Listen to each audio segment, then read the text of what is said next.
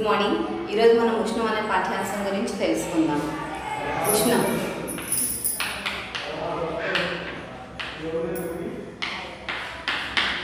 ఉష్ణం అనేది వేడి వస్తువు నుంచి చల్లని వస్తువుకు ప్రవహించేటువంటి ఒక శక్తి స్వరూపము. ఉష్ణం ఎప్పుడు కూడా వేడి వస్తువు నుంచి చల్లని వస్తువుకి ప్రవహిస్తూ ఉంటుంది. ఉష్ణం యొక్క తీవ్రతనే మనము ఉష్ణోగ్రత అంటాం. అంటే ఒక పదార్థం ఎంత వేడిగా ఉంది లేదా ఎంత చల్లగా ఉంది అన్న విషయాన్ని తెలియజేసేదాన్నే మనం ఏమంటాము అంటే ఉష్ణోగ్రత అంటాం. అయితే ఒక పదార్థం యొక్క ఉష్ణోగ్రత పెరిగితే దాని యొక్క గరిష్ట శక్తి ఏమవుతుంది? మనం ఒక చిన్న ప్రయోగం ద్వారా దీన్ని తెలుసుకోవచ్చు. ఒక పాత్రలోనికి వేడి నీటిని, ఒక పాత్రలోనికి సాధారణ గది ఉష్ణోగ్రత ఉన్నటువంటి నీటిని తీసుకుని రెండింటిలోని సమాన పరిమాణంలో ఫుడ్ కలర్ని యాడ్ చేసినట్లయితే ఫుడ్ కలర్ ఆహారానికి రంగు రావడం కోసం ఉపయోగించేదాన్ని మనం ఫుడ్ కలర్ అంటాము. ఈ చల్లని నీటిలో ఉన్నటువంటి ఫుడ్ కలర్ నెమ్మదిగా కదులుతూ ఉంటే వేడి నీటిలో ఉన్నటువంటి ఫుడ్ కలర్ మనకి వేగంగా కదులుతూ ఉంటుంది. దీన్ని బట్టి మనం ఏం చెప్పవచ్చు? వేడి నీటికి ఎక్కువ శక్తి ఉంది, చల్లని నీటికి తక్కువ శక్తి ఉంది అని మనం చెప్పచ్చు. అంటే వేడి నీటికి ఉష్ణోగ్రత ఎక్కువ ఉంది అంటే అర్థం ఏంటి? కాబట్టి ఒక పదార్థం యొక్క ఉష్ణోగ్రత అనేది అణువుల గతిజ శక్తికి అనులోమానుపాతంలో ఉంటుంది. ఒక పదార్థం యొక్క అణువుల గతిజ శక్తి దాని పరమ ఉష్ణోగ్రతకు అనులోమానుపాతంలో ఉంటుంది. ఈ విషయాన్ని జాగ్రత్తగా గమనించాలి. పరమ ఉష్ణోగ్రత అంటే ఏంటంటే మనకు ఉష్ణోగ్రతని కొలవటానికి రకరకాలైనటువంటి మానాలు ఉన్నాయి. అందులో సెంటీగ్రేడ్ మానము, కెల్విన్ మానము, రీమర్ మానము, ఇలా రకరకాల ఫారెన్ హీట్ మానము, ఇలా రకరకాలైనటువంటి కొలతలతో మనం ఉష్ణోగ్రతని కొలవడం జరుగుతుంది. అయితే ఉష్ణోగ్రతను మనం కెల్విన్ మానంలో తెలిపితే దాన్నే మనం పరమ ఉష్ణోగ్రత మానము అంటాము. ఇది ధనాత్మక మానము. దీని విలువలన్నీ కూడా 0 నుంచి పెరుగుతూనే ఉంటాయి కాబట్టి దీన్ని ధనాత్మక మానము అని కూడా మనం చెప్పుకోవడం జరుగుతుంది. సెంటీగ్రేడ్లో ఇచ్చినటువంటి ఉష్ణోగ్రతని మనం పరమ ఉష్ణోగ్రతలకు మార్చాలి అంటే దానికి 273 కలపాలి. సెంటీగ్రేడ్ ఉష్ణోగ్రత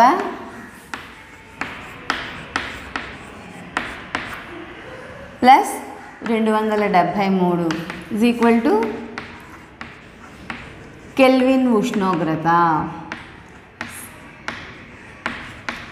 సెంటీగ్రేడ్ ఉష్ణోగ్రతకి 273ను కలిపితే మనకి కెల్విన్ ఉష్ణోగ్రత వస్తుంది. 273ని ఎందుకు కలపాలి అంటే పదార్థం అన్నీ కూడా అణువులతో నిర్మితమై ఉంటుందని, ఘన పదార్థంలోని అణువులన్నీ కూడా దగ్గరగా బలాలతో బంధించబడి ఉంటాయి కాబట్టి వాటిని విడదీయలేమని, అదే ద్రవ వాయు పదార్థాల్లో అయితే అణువులు దూరంగా ఉంటాయని, వాయు పదార్థాల్లో అయితే ఇంకా దూరంగా ఉంటాయి. అందువల్ల అవి ఎప్పుడూ కూడా కదులుతూనే ఉంటాయి, కదులుతూ ఒకదాన్నొకటి ఢీకొంటూనే ఉంటాయి. అందువల్ల వాటికి కొంతగా గతిజ శక్తి ఉంటుంది, అదేవిధంగా చలనంలో ఉన్నాయి కాబట్టి వాటికి గతిశక్తి ఉంటుంది. మనం ఉష్ణోగ్రత, ఆ గాలి యొక్క ఉష్ణోగ్రతని క్రమక్రమంగా తగ్గిస్తూ ఉన్నట్లయితే వాటి యొక్క చలనం క్రమక్రమంగా తగ్గుతూ ఏ ఉష్ణోగ్రత వద్ద అయితే గాలి అణువులన్నీ కూడా వాటి యొక్క చలనాన్ని కోల్పోయి స్థిరంగా ఉంటాయో ఆ ఉష్ణోగ్రతని పరమ ఉష్ణోగ్రతకి ప్రమాణంగా తీసుకున్నారు. సెంటీగ్రేడ్లో అయితే అది -273 డిగ్రీస్ సెంటీగ్రేడ్ వద్ద గాలిలో ఉండేటువంటి అణువులన్నీ కూడా స్థిరత్వాన్ని పొందాయి, ఎటువంటి చలనము లేకుండా ఉన్నాయి. దానినే మనం పరమ ఉష్ణోగ్రతకి ప్రారంభంగా తీసుకున్నాం. దాన్నే మనం ఏం తీసుకుంటే -273 డిగ్రీ సెంటీగ్రేడ్నే మనం 0 కెల్విన్ కింద తీసుకున్నాం. అందుకే సెంటీగ్రేడ్ ఉష్ణోగ్రతకి 273 కలిపితే మనకి కెల్విన్లో ఉష్ణోగ్రత వస్తుంది.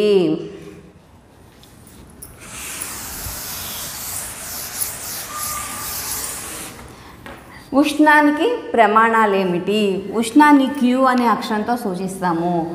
దీనికి CGS ప్రమాణాలు, SI ప్రమాణాలు. CGS పద్ధతిలో అయితే మనకి కెలోరీ, SI పద్ధతిలో అయితే joule. 1 calorie is equal to 4.186 joules. దాన్నే సవరించి 4.2 జౌల్స్ కింద కూడా మనం చెప్పుకోవడం జరుగుతుంది. 1 calorie is equal to 4.186 joules. Kilo క్యాలరీలు కూడా చెప్పుకుంటాం మనం. 1 kilo calorie is equal to 1 kilo calorie is equal to 4186 joules, లేదా దాన్నే మనకి 4200 జౌల్స్ అంటే 4.186ని 4.2గా తీసుకున్నట్లయితే 4200 జౌల్స్గా కూడా మనం తీసుకోవడం జరుగుతుంది. అయితే పదార్థం ఉష్ణం గ్రహించడం కానీ కోల్పోవడం కానీ దేని మీద ఆధారపడి ఉంటుంది అన్న విషయాన్ని మనం జాగ్రత్తగా గమనిద్దాం. ఒక పాత్రలోనికి పావు లీటర్ అంటే 250 మిల్లీలీటర్ల నీటిని మరొక పాత్రలోనికి 1000 మిల్లీలీటర్ల నీటిని తీసుకుందాం.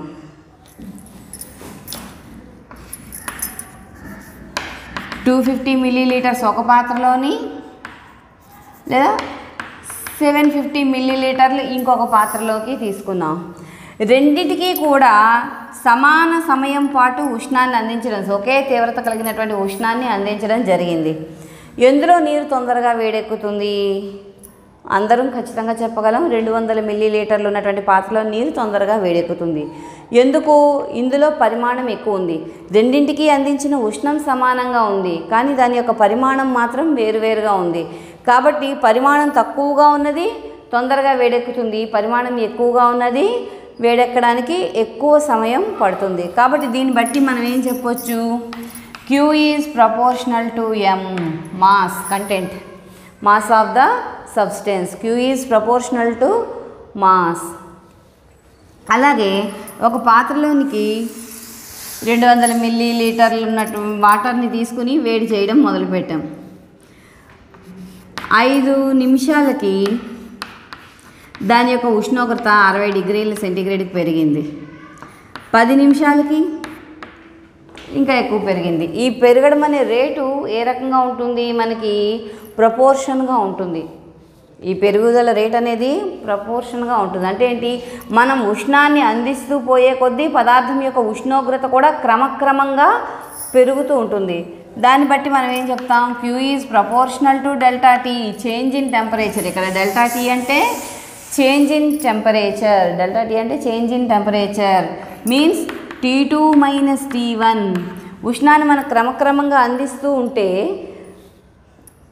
ఫైనల్ టెంపరేచర్ మనకి ఎక్కువగా ఉంటుంది, ఇనీషియల్ టెంపరేచర్ తక్కువగా ఉంటుంది. ఫైనల్ టెంపరేచర్ అంటే ఉష్ణాన్ని అందించడం ఆపివేసిన తర్వాత పదార్థానికి ఉన్నటువంటి ఉష్ణోగ్రత.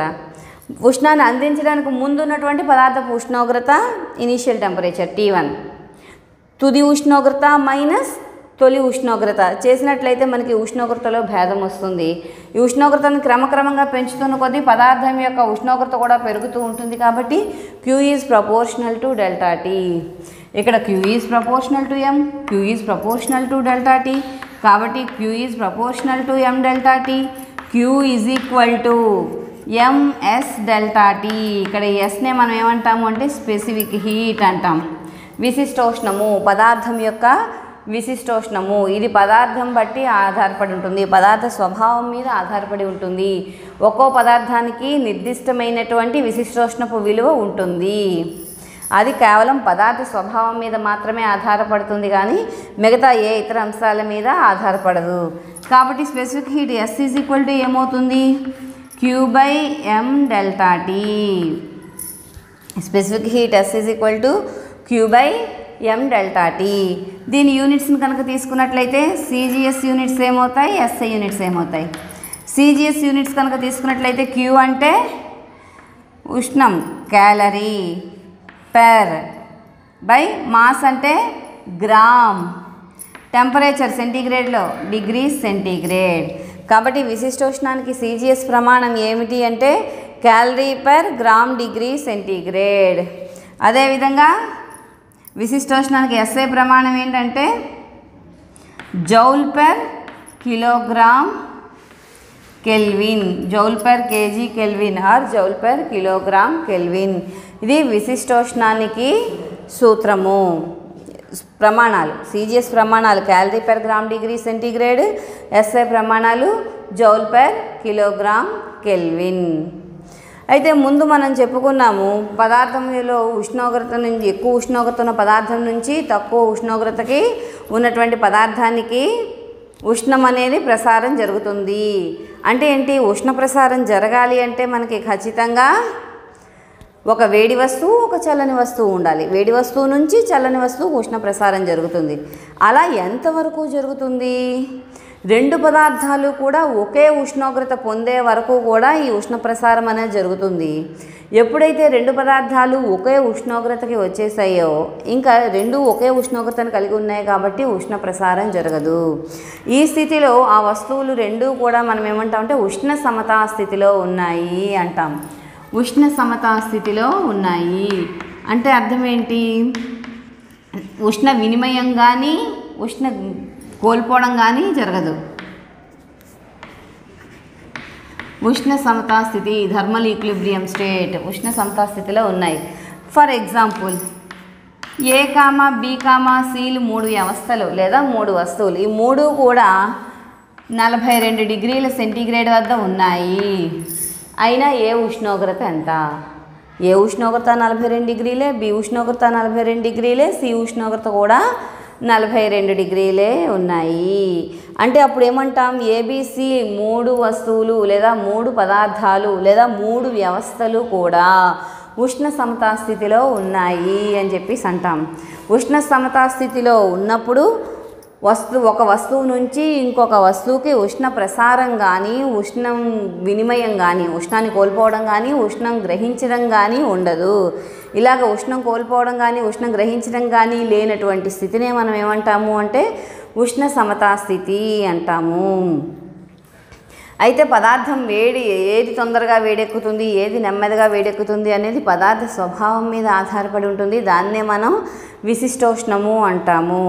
విశిష్టోష్ణం ఎక్కువగా ఉన్నటువంటి పదార్థాలు వేడెక్కడానికి ఎక్కువ సమయం తీసుకుంటుంది, అలాగే చల్లబడడానికి కూడా ఎక్కువ సమయం తీసుకుంటుంది. ఒక పదార్థం ఏదైనా తొందరగా వేడెక్కుతోంది అంటే అర్థం దాని యొక్క విశిష్టోష్ణం విలువ చాలా తక్కువ అని అర్థం. విశిష్టోష్ణం ఎక్కువ ఉన్నటువంటి పదార్థానికి వేడెక్కడానికి ఎక్కువ సమయం పడుతుంది, అలాగే చల్లబడడానికి కూడా ఎక్కువ సమయం పడుతుంది. ఉదాహరణకి విశిష్టోష్ణం నిజ జీవితంలో మనం ఉదాహరణలను కనుక మనం తీసుకున్నట్లయితే సమోసా పైభాగం చల్లగా ఉంటుంది, కానీ దాన్ని విరిచి లోపల చూసినట్లయితే అందులో ఉండేటువంటి ఇంగ్రీడియంట్స్ కూర ఏదైతే పెట్టారో అది ఇంకా వేడిగానే ఉంటుంది. బయట చల్లగా ఉంది, లోపల వేడిగా ఉంది. అంటే అర్థం ఏంటి? లోపల ఉన్నటువంటి కూరలో ఉండేటువంటి ఇంగ్రీడియంట్స్ యొక్క విశిష్టోష్ణం విలువ చాలా ఎక్కువగా ఉంది, కాబట్టి అది చల్లబడడానికి కూడా ఎక్కువ సమయం పడుతుంది. అన్నిటికంటే కూడా ఎక్కువ విశిష్టోష్ణం ఉన్నటువంటి పదార్థంగా మనం నీరుని చెప్పుకుంటాము. నీటి యొక్క విశిష్టోష్ణం ఎంత అంటే 1 calorie per gram degree centigrade. నీటి విశిష్టోష్ణం విలువ ఎంత అంటే 1 calorie per gram degree centigrade నీటికి. అలాగే మంచుకి కిరోసిన్కి కూడా నీటి కంటే తక్కువ విశిష్టోష్ణం ఉంటుంది. దాని విలువ ఎంత అంటే 0.5 calories per gram degree centigrade. ఇవి ఇంపార్టెంట్ అందు గురించి. మంచు మరియు కిరోసిన్ యొక్క విశిష్టోష్ణం విలువ ఎంత అంటే 0.5 లేదా దాన్నే 1/2 కింద కూడా మనం రాసుకోవచ్చు. 0.5 calorie per gram degree centigrade. Next మిశ్రమాల పద్ధతి. ఒక పదార్థం యొక్క ఉష్ణోగ్రత 2 వేరువేరు ఉష్ణోగ్రతల వద్ద ఉన్నటువంటి పదార్థాలను కలిపినప్పుడు ఆ పదార్థం యొక్క ఫలిత ఉష్ణోగ్రత ఎంత ఉంటుంది?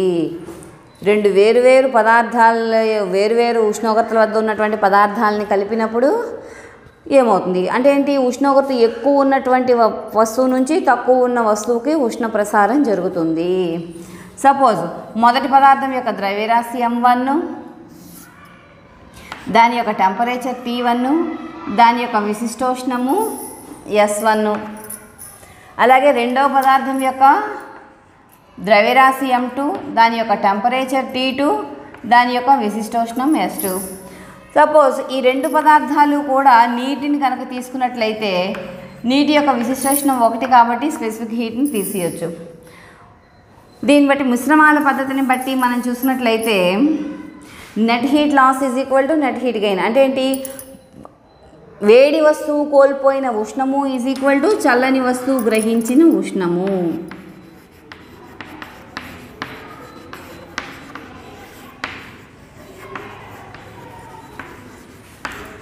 వేడి వస్తువు కోల్పోయిన ఉష్ణము ఈజ్ ఈక్వల్ టు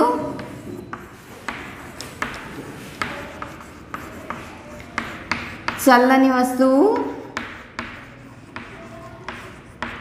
గ్రహించిన ఉష్ణము. ఇక్కడ చూడండి, T1 is greater than T2 అనుకుందాం. అప్పుడు ఏది వేడి వస్తువు అవుతుంది? T2 కంటే T1 ఉష్ణోగ్రత ఎక్కువ. కాబట్టి మొదటి పదార్థం యొక్క ఉష్ణోగ్రత ఎక్కువ, రెండవ పదార్థం యొక్క ఉష్ణోగ్రత తక్కువ. కాబట్టి ఉష్ణ ప్రసారం, ఉష్ణం దేని నుంచి కోల్పోతుంది?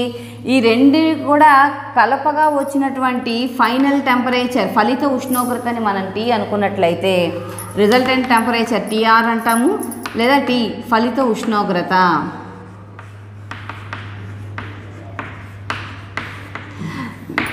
మనకి ఉష్ణానికి సూత్రం ఉంది, Q = ms డెల్టా T మనం డిరైవ్ చేసుకున్నాం. కాబట్టి m1 s T1 - T ఇక T1 - T ఎందుకు రాశాను? T1 అనేది ఉష్ణోగ్రత ఎక్కువ, T2 తక్కువ. దాని యొక్క ఫలిత ఉష్ణోగ్రత ఎప్పుడూ కూడా ఈ రెండింటికంటే మధ్యస్థంగానే ఉంటుంది.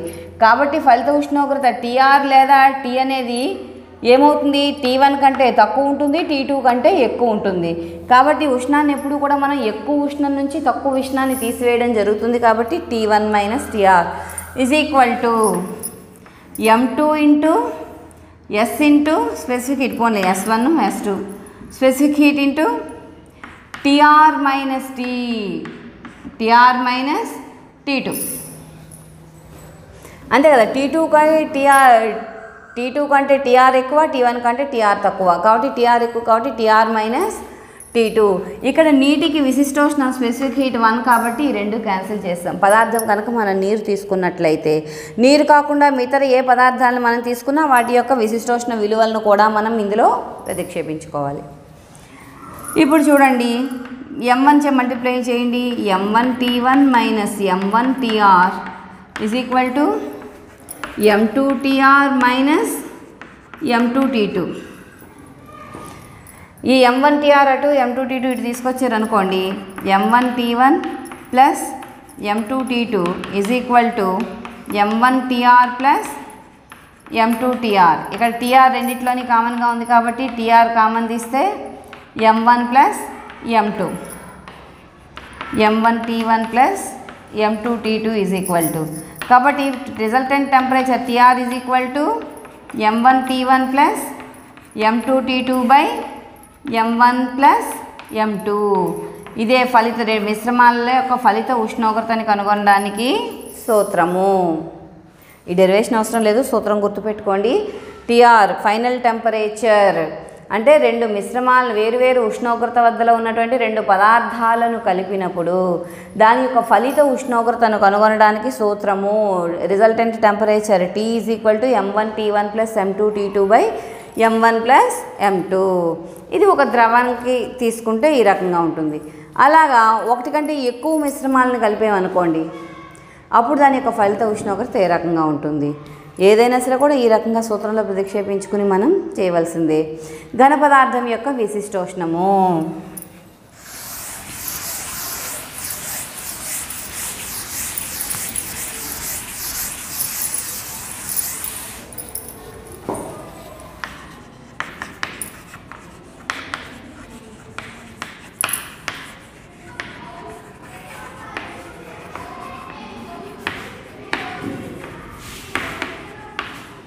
ఘన పదార్థం యొక్క విశిష్టోష్ణము డెరివేషన్ మొత్తం అవసరం లేదు, మీకు సూత్రం ఒకటి తెలిస్తే చాలు.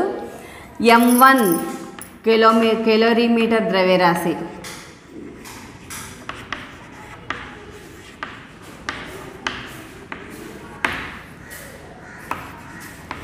m2 - m1 నీటి ద్రవ్యరాశి. అంటే ఏంటి? కెలోరీమీటర్లోనే నీరు పోసి మొత్తం ద్రవ్యరాశిని తీసుకున్నట్లయితే నీటి ద్రవ్యరాశి ప్లస్ కిలోమీటర్ ద్రవ్యరాశి m2 అవుతుంది. m2లోంచి m1 తీసేస్తే మనకి నీటి ద్రవ్యరాశి వస్తుంది. కాబట్టి m2 - m1 నీటి ద్రవ్యరాశి. m3 - m2 ఘన పదార్థ ద్రవ్యరాశి. అక్కడ మనం సీసపు గుళ్ళు తీసుకోవచ్చు, ఇనుప గుళ్ళు తీసుకోవచ్చు. మనం ఏ ఘన పదార్థాన్ని అయితే తీసుకున్నామో ఆ ఘన పదార్థ ద్రవ్యరాశి. m2 అంటే కిలోమీటరు నీటి మొత్తం ద్రవ్యరాశి. అందులోకి సీసపు గుళ్ళు వేయడం వల్ల ఏమవుతుంది? మనకి సీసపు గుళ్ళు మొత్తం ద్రవ్యరాశిని M3 అనుకుంటాం. M3లోంచి నీరు ప్లస్ కేలరీమీటర్ ద్రవ్యరాశిని తీసేస్తున్నాం. M3 - M2 ఘన పదార్థ ద్రవ్యరాశులు అయిపోయాయి. నెక్స్ట్ విశిష్టోష్ణం SC కేలరీమీటర్ విశిష్టోష్ణం.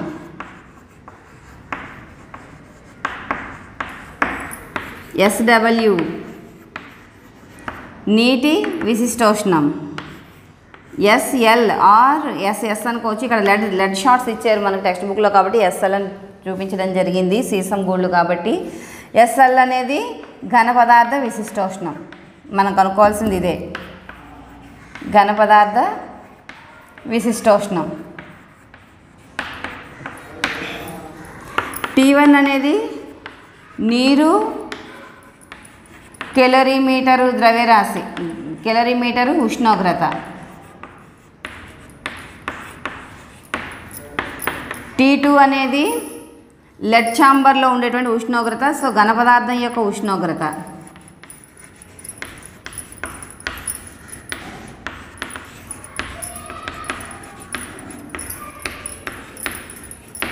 T3 అనేది ఫలిత ఉష్ణోగ్రత, మిశ్రమం యొక్క ఉష్ణోగ్రత. అంటే ఏంటి, ఈ ఘన పదార్థాలని నీటిలో వేసినప్పుడు కొంతసేపు అయిన తర్వాత రెండు థర్మల్ ఈక్విలిబ్రియం స్టేట్లోకి వస్తాయి కదా, ఉష్ణ సమతాస్థితిలోకి వచ్చినప్పుడు ఉష్ణ సమతాస్థితిలో పదార్థం యొక్క ఉష్ణోగ్రత ఎంత అంటే మిశ్రమం యొక్క ఉష్ణోగ్రత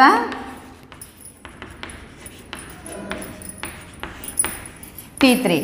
సో ఇప్పుడు వేడి ఉష్ణోగ్రత, అన్నిటికంటే వేడిగా ఉండే వస్తువు ఉష్ణోగ్రత ఏది? T2.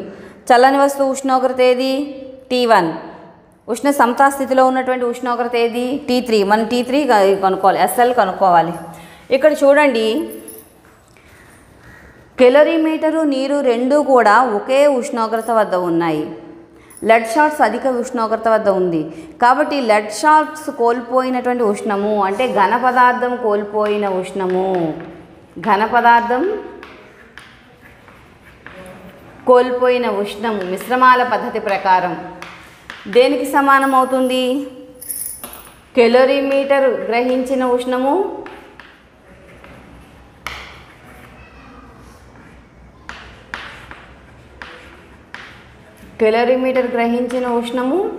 అలాగే ఇంకా ఏంటి గ్రహిస్తుంది? కేలరీమీటర్తో పాటు నీరు గ్రహించిన ఉష్ణము.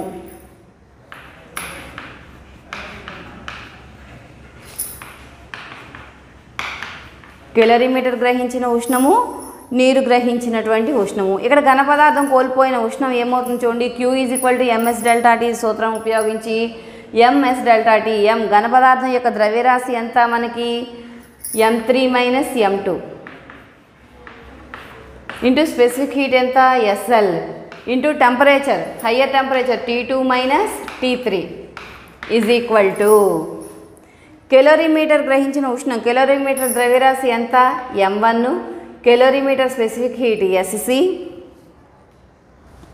కేలరీమీటర్ యొక్క టెంపరేచర్ ఎంత? T3 - T1. అది గ్రహించింది కదా ఫైనల్ టెంపరేచర్ T3, దానికి ముందున్నటువంటి టెంపరేచర్ ఎంత?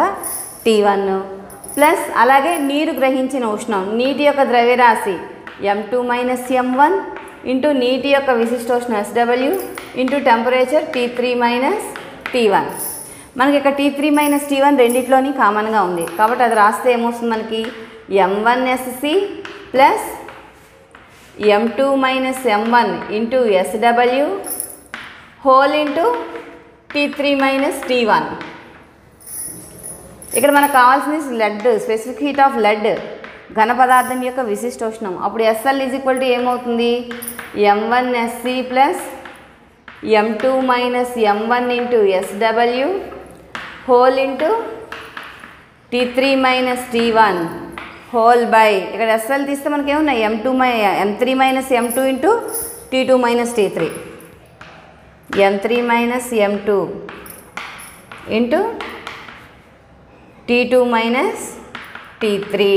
దీన్నే ఘన పదార్థం యొక్క విశిష్టోష్ణం కనుగొనడానికి ఉపయోగించేటువంటి సూత్రము, డెరివేషన్. సింపుల్గా ఈ సూత్రాన్ని గుర్తుపెట్టుకోవాలి. ఘన పదార్థం యొక్క విశిష్టోష్ణాన్ని కొలవటానికి ఉపయోగించే సూత్రం ఏది అంటే SL = m1sc + m2 - m1 × SW × T3 - T1 / m3 - m2 × T2 - T3. Problem solve చేసేటప్పుడు మనకి ఈ సూత్రం చాలా ఉపయోగపడుతుంది. ఇంకా ఈ ఉష్ణం మీద ఆధారపడి ఉన్నటువంటి భౌతిక అంశాలను కనుక మనం తీసుకున్నట్లయితే ఒక్కొక్క దాని గురించి తెలుసుకుందాం. ఇందులో మిగతా మనకు ఉన్న వాటిని తీసుకున్నట్లయితే మనకి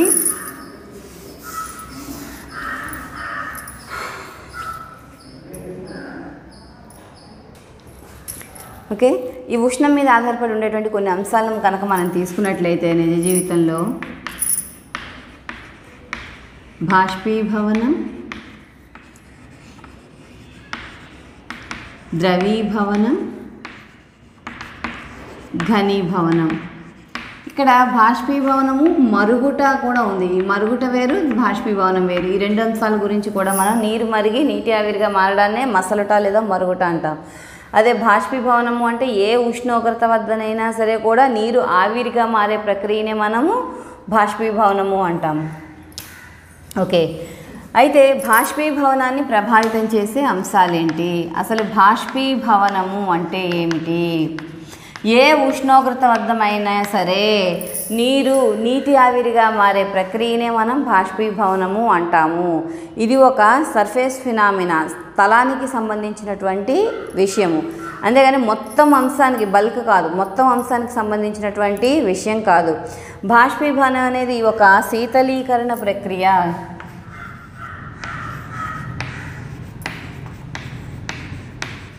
శీతలీకరణ ప్రక్రియ అంటే ఏంటి? నీరు ఆవిరిగా మారే క్రమంలో తన చుట్టుపక్కల ఉన్నటువంటి ఉష్ణాన్ని, శక్తిని వినియోగించుకుని ఆవిరిగా మారుతుంది. ఫలితంగా వ్యవస్థ యొక్క ఉష్ణోగ్రత క్రమంగా తగ్గుతుంది. దీన్నే మనం ఏమంటాము అంటే బాష్పీభవనము అంటాము.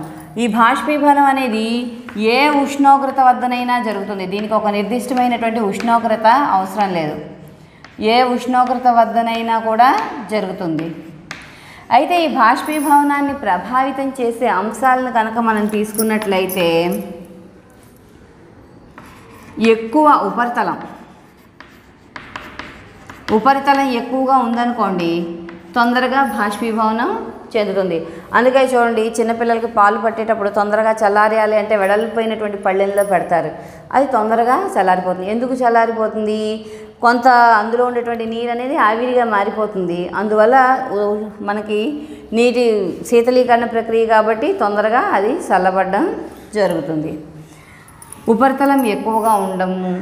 దీనికి మనం ఒక ఎక్స్పెరిమెంట్ కూడా చూడొచ్చు. ఒక యాక్టివిటీని కనుక తీసుకున్నట్లయితే ఒక మూతలోకి ఒక పళ్ళెంలోకి సమాన పరిమాణంలో స్పిరిట్ని తీసుకున్నట్లయితే మూతలో స్పిరిట్ కంటే కూడా పళ్ళెంలో ఉన్నటువంటి స్పిరిట్ తొందరగా మనకి ఎవాపరేట్ అయిపోతుంది, బాష్పీభవనం చెందుతుంది. ఎందుకు అంటే దాని యొక్క ఉపరితల వైశాల్యం ఎక్కువగా ఉంది.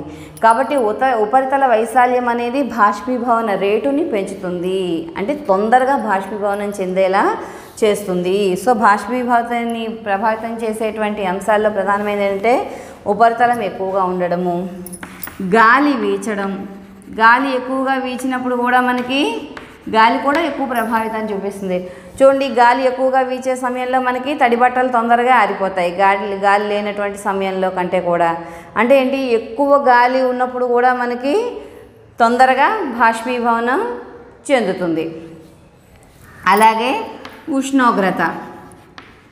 చూడండి, వేసవి కాలంలో మనం బట్టలు తొందరగా ఆరిపోతాయి శీతాకాలం, వర్షాకాలంలో కంటే. ఎందుకు? ఉష్ణోగ్రత ఎక్కువగా ఉండడం వల్ల అవి తొందరగా బాష్పీభవనం చెందిపోతుంది. వాటిలో ఉన్నటువంటి నీరు తొందరగా బాష్పీభవనం చెందడం జరుగుతుంది. కాబట్టి ఉష్ణోగ్రత, ఎక్కువ ఉపరితలం, గాలి వీచడం, ఉష్ణోగ్రత ఇవి రెండు కూడా బాష్పీభవన రేటును పెంచుతాయి. అంటే ఏంటి? ఎక్కువ ఉపరితలం ఉంటే తొందరగా బాష్పీభవనం చెందుతుంది. గాలి వీచడం ఎక్కువగా ఉన్నా తొందరగా బాష్పీభవనం చెందుతుంది. అలాగే ఉష్ణోగ్రత ఎక్కువగా ఉన్నా తొందరగా బాష్పీభవనం చెందడం జరుగుతుంది. అలాగే ఆర్ద్రత అంటే ఏంటి? వాతావరణంలో ఉండేటువంటి నీటి ఆవిరి శాతాన్ని మనం ఏమంటాము? ఆర్ద్రత అంటాం. ఆర్ద్రత ఎక్కువగా ఉంటే బాష్పీభవన రేటు తగ్గుతుంది. అంటే ఏంటి? బాష్పీభవన రేటు తగ్గుతుంది. వాతావరణంలో నీటి ఆవిరి పరిమాణం ఎక్కువగా ఉందనుకోండి, ఈ నీరు మళ్ళీ ఆవిరై పరిమాణం పెరగడానికి అవకాశం చాలా తక్కువగా ఉంటుంది. అందువల్ల ఆర్ద్రత ఎక్కువగా ఉన్నప్పుడు మటుకు బాష్పీభవన రేటు తగ్గుతుంది. మిగతా ఈ 3 సందర్భాల్లో కూడా బాష్పీభవన రేటు పెరుగుతుంది. సాధారణంగా మనం బాష్పీభవనాన్ని మరుగుటిని ఒకదానిలాగే పేర్కొనడం జరుగుతుంది, కానీ రెండిటికి భేదాలు ఉన్నాయి. మరుగుట అంటే ఏంటి? నీరు ఒక నిర్దిష్ట ఉష్ణోగ్రత వద్ద మరిగి ఆవిరిగా మారడాన్నే మనం ఏమంటామంటే మరగడం అంటాం. 2 సందర్భాల్లోనూ కూడా నీరు ఆవిరిగా మారడమే ఉంటుంది. కానీ బాష్పీభవనంలో ఏ ఉష్ణోగ్రత వద్ద అయినా జరుగుతుంది. మరుగుట అనేది నిర్దిష్ట ఉష్ణోగ్రత వద్ద మాత్రమే జరుగుతుంది. అంటే ఏంటి? నీరు 100 డిగ్రీల సెంటీగ్రేడ్ ఎప్పుడైతే దాటిందో నీటి యొక్క ఉష్ణోగ్రత, ఇంకా క్రమంగా మనం ఉష్ణాన్ని అందిస్తూ ఉన్నట్లయితే ఈ ఉష్ణోగ్రతలో ఎటువంటి మార్పు ఉండదు. అంటే స్థితి మార్పు జరిగేటప్పుడు ఎప్పుడూ కూడా ఉష్ణోగ్రతలో మార్పు ఉండదు. మంచు నీరుగా మారినప్పుడు కానీ, నీరు నీటి ఆవిరిగా మారేటప్పుడు కానీ ఉష్ణోగ్రతలో ఎటువంటి మార్పు ఉండదు. ఉష్ణోగ్రత స్థిరంగా ఉంటుంది. అయితే అప్పుడు మనం అందించేటువంటి ఉష్ణం అంతా కూడా పదార్థం యొక్క స్థితి మారడానికి మాత్రమే ఉపయోగపడుతుంది. అందుకే వాటిని గుప్తోష్ణం అంటారు. ద్రవీభవన గుప్తోష్ణము, బాష్పీభవన గుప్తోష్ణము అని. మంచు నీరుగా మారేటప్పుడు ఉపయోగపడే ఉష్ణాన్నే మనం ఏమంటాము అంటే ద్రవీభవన గుప్తోష్ణము అంటాము. అంటే గుప్తంగా ఉన్న ఉష్ణం, మనకి ఉష్ణోగ్రతలో పెరుగుదల మనకు కనిపించదు, కానీ మనం అందించే ఉష్ణం ఏమవుతోంది? మంచు నీరుగా మారడానికి ఉపయోగపడుతోంది. అలాగే బాష్పీభవనంలో మరగడంలో ఏమవుతుంది? మనం అందించే ఉష్ణం 100 డిగ్రీల సెంటీగ్రేడ్ తర్వాత ఉష్ణోగ్రతలో పెరుగుదల కనిపించదు మనకి, కానీ అయినా మనం అందించినటువంటి హీట్ ఏమైపోతుంది? అది నీరు నుంచి నీటి ఆవిరిగా దాని యొక్క స్థితిని మారడానికి ఉపయోగపడుతుంది. అందుకే దాన్ని బాష్పీభవన గుప్తోష్ణము అంటారు. ద్రవీభవన గుప్తోష్ణం విలువ ఎంత అంటే 80 క్యాలరీస్, బాష్పీభవన గుప్తోష్ణం విలువ ఎంత అంటే 540 క్యాలరీస్. అంటే ఏంటి? 1 గ్రాము మంచు నీరుగా మారడానికి మనకి 80 క్యాలరీస్ ఉష్ణం అవసరం అవుతుంది. అదేవిధంగా 1 గ్రాము నీరు 100 డిగ్రీల సెంటీగ్రేడ్ దగ్గర ఉన్నటువంటి 1 గ్రాము నీరు నీటి ఆవిరిగా మారడానికి మనకి 540 క్యాలరీస్ యొక్క ఉష్ణం మనకి అవసరమవుతుంది. దీన్నే ద్రవీభవన గుప్తోష్ణం అని, 540 క్యాలరీస్ని బాష్పీభవన గుప్తోష్ణం అని అంటారు. నెక్స్ట్ ద్రవీభవనము. ద్రవీభవనము అంటే నీటి ఆవిరి కొంత శక్తిని కోల్పోయి తిరిగి నీరుగా మారే క్రమాన్నే మనం ఏమంటాము అంటే ద్రవీభవనము అంటాము. అయితే ఆ నీటి ఆవిరి కొంత శక్తిని కోల్పోతుంది. ఆ కోల్పోయిన శక్తి ఏమవుతుంది? అదే వాతావరణంలోకి చేరుతోంది. అందువల్ల ఏమవుతుంది? ద్రవీభవనం చెందే క్రమంలో పరిసరాల ఉష్ణోగ్రత పెరిగిపోతుంది. అందుకే దీన్ని ఉష్ణీకరణ ప్రక్రియ అంటారు. మనకి బాష్పీభవనాన్ని ఎలాగైతే శీతలీకరణ ప్రక్రియ అన్నారో, ద్రవీభవనాన్ని మనకు ఏమంటారు అంటే ఉష్ణీకరణ ప్రక్రియ అంటారు. ఎందుకు ఉష్ణీకరణం అవుతుందంటే అది నీటి ఆవిరి కొంత శక్తిని కోల్పోయి నీరుగా మారిపోతుంది. ఆ కోల్పోయిన శక్తి పరిసర వాతావరణంలోనే ఉండడం వల్ల పరిసరంలో ఉన్నటువంటి ఉష్ణోగ్రత క్రమంగా పెరిగిపోతుంది. అందువల్ల మనం ఏమంటామంటే ద్రవీభవనాన్ని ఉష్ణీకరణ ప్రక్రియ అని చెప్పేసి అంటాం. అయితే నీరు మంచుగా మారే ప్రక్రియనే మనం ఏమంటామంటే ఘనీభవనము అంటాం. నీరు మంచుగా మారే ప్రక్రియనే మనం ఏమంటాం? ఘనీభవనము అంటాం. ఈ సందర్భంలో ఏమవుతుంది? నీరు తనకున్న శక్తిని కోల్పోయి అది మంచుగా మారడం జరుగుతుంది. అయితే నీటి పరిమాణం కన్నా అంతే నీరు మంచుగా మారినప్పుడు దాని యొక్క పరిమాణం ఎక్కువగా ఉంటుంది. అందుకే పరిమాణం పెరగడం వల్లే మంచు యొక్క సాంద్రత నీటి సాంద్రత కంటే తక్కువగా ఉంటుంది. అందువల్ల నీటిపై మంచు తేలుతుంది. మంచు యొక్క సాంద్రత ఎప్పుడూ కూడా నీటి యొక్క సాంద్రత కంటే తక్కువగా ఉంటుంది. సాంద్రత తక్కువగా ఉన్నటువంటి పదార్థాలు నీటిపై తేలుతాయి. కాబట్టి మంచు నీటిపై తేలుతుంది. కారణం ఏంటంటే నీరుగా ఉన్నప్పుడు కంటే కూడా అదే నీరు మంచుగా మారినప్పుడు దాని యొక్క పరిమాణం పెరుగుతుంది. అందువల్ల దాని యొక్క సాంద్రత తగ్గిపోతుంది. సాంద్రత అంటే ద్రవ్యరాశి బై ఘనపరిమాణము. సాంద్రతకి ద్రవ్యరాశి బై ఘనపరిమాణం కారణం. ఓకే, నీటి కంటే మంచు సాంద్రత తక్కువ కాబట్టి మంచు నీటిపై తేలుతుంది. అలాగే శీతాకాలంలో మనం చూసినట్లయితే వాతావరణంలో ఉండేటువంటి నీటి ఆవిరి ఘనీభవించి మంచు బిందువుల రూపంలో విండో గ్లాసులపైన, గడ్డి మీద, చెట్ల ఆకులపైన ఏర్పడుతుంది. దాన్నే మనం ఏమంటారు అంటే తుషారము అంటారు. దాన్నే మనం ఏమంటాం? తుషారము అంటాం. ఘనీభవించిన నీటి బిందువుల్ని మనం ఏమంటాం? తుషాకారము అంటాము. అది శీతాకాలంలో ఎక్కువగా మనం గమనించడం జరుగుతుంది. చెట్ల ఆకుల మీద, గడ్డి మీద, విండో గ్లాసెస్ మీద, వీటి మీద కూడా ఈ ఘనీభవించిన నీటి బిందువులను మనం శీతాకాలంలో గమనించవచ్చు. ఈ నీటి బిందువులనే మనం తుషారం అంటాం. అలాగే ఇలా ఘనీభవించిన నీటి బిందువులు గాలిలో ఉండేటువంటి డస్ట్ పార్టికల్స్ మీద, అంటే గాలిలో దుమ్ము ధూళి కణాలు ఉంటాయి కదా, ఈ దుమ్ము ధూళి కణాల మీద ఈ ఘనీభవించిన నీటి బిందువులు పడి మనకి పొగలా ఏర్పడతాయి, పొగలా కనిపిస్తూ ఉంటాయి శీతాకాలంలో. దాన్నే మనం ఏమంటాము అంటే పొగమంచు అంటాం. దాన్నే మనం ఏమంటాం? పొగమంచు. ఇంగ్లీష్లో ఫాగ్ అంటాం లేదా పొగమంచు అంటాం. శీతాకాలంలో మనం గమనిస్తూనే ఉంటాం. ఈ పొగమంచు వల్ల అనేక దుర్ఘటనలు కూడా జరుగుతున్నాయి. ఎదురుగా వచ్చే వాహనం కనిపించక ఎక్కువ యాక్సిడెంట్లు అవ్వడానికి మనకి ఈ పొగమంచే కారణమవుతుంది శీతాకాలంలో. Thank you.